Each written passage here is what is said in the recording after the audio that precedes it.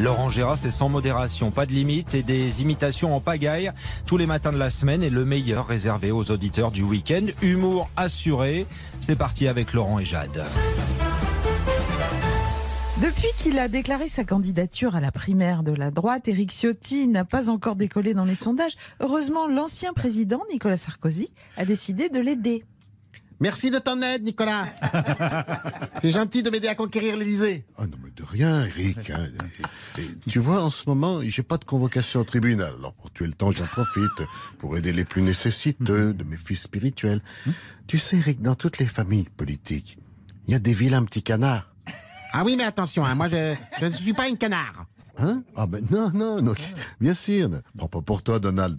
Bon, passons aux exercices pratiques, si tu veux bien. Alors, disons qu'il y a une crise économique mondiale et que le président de la République, Éric Ciotti, il doit annoncer des mesures très impopulaires à la télé. Alors, vas-y, je t'écoute.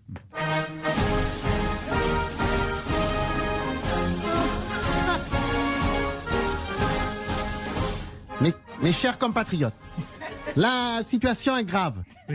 Le couac 40 a plongé. La France risque d'y laisser des plumes et de se retrouver le bec dans l'eau. Bon, alors attends. Ne prends pas mal, Eric, mais les métaphores avec le couac, les plumes, le bec, ça va pas être possible. Quand tu parles, on a envie de te jeter des croûtons de pain. Je te demande juste d'avoir l'air crédible. Vas-y, tu traques la gorge, et tu les regardes bien en face et tu reprends.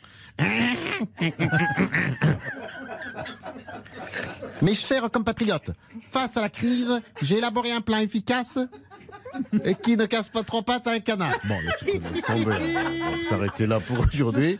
Hein, on se revoit dans une semaine, voilà. Juste avant l'ouverture de la chasse. Hein. D'accord, Nicolas. Qu'est-ce que je peux faire pour m'entraîner d'ici là? Te détendre. Tiens, pourquoi tu vas pas au cinéma? Par exemple, en ce moment, il y a une rétrospective Michel Audiard. Je te conseille de revoir Comment réussir quand on est con et pleurnichard. Voilà, c'est ça. Voilà, faut pas prendre les enfants du bon Dieu pour des canards sauvages. C'est de circonstance. Hein. L'Organisation mondiale de la santé alerte sur le variant colombien, appelé le variant Mu. Celui-ci pourrait résister au vaccin. Voilà qui conduit Olivier Véran, le ministre de la Santé, à poursuivre sa campagne de communication. Bonjour, c'est Olivier Véran. Après le variant chinois, le variant anglais, le variant brésilien, le variant indien, le variant de Gif-sur-Yvette, voici le variant colombien.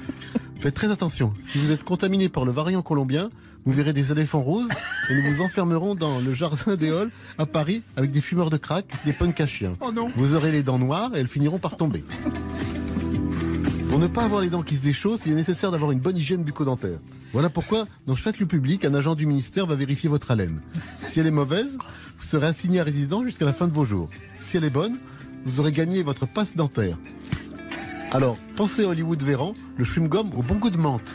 L'abus de mastication est dangereux pour la santé. Il provoque aérophagie et flatulence. Veuillez consulter votre médecin pour toute indication supplémentaire. Et votre médecin, c'est moi. Avec Olivier Véran, vous mourrez seul et triste, mais en bonne santé. 7h52, vivement demain, Laurent Gérard. Avant, le dimanche après-midi, c'était plus tôt. Qui veut encore du poulet rôti? Ou encore... Mais plus maintenant.